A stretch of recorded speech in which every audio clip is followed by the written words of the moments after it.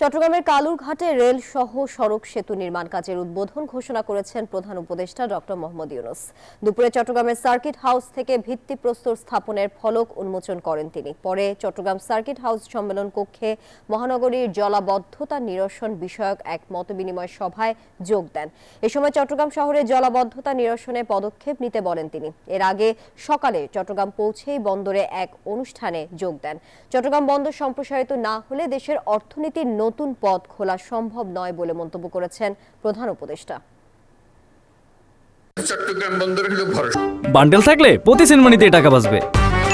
বিকাশ send money bundle কিনে জিতুন প্রতি লেনদেনে। এটাকে বাদ দিয়ে বাংলাদেশের অর্থনীতি নতুন কোনো পাতায় নতুন কোনো অধ্যায়ে প্রবেশ করার কোনো সুযোগ নেই। এই পথ খুলে দিলে বাংলাদেশের অর্থনীতির পথ খোলে। যদি বন্দর ব্যবসাতে বাংলাদেশিদের কথা সবাই সব জায়গাতে স্মরণ করে, তারা জানে বন্দর কিভাবে ম্যানেজ করতে হয়। সেই গোপন রহস্য আমরা উদ্ধার করে ফেলতে পারি।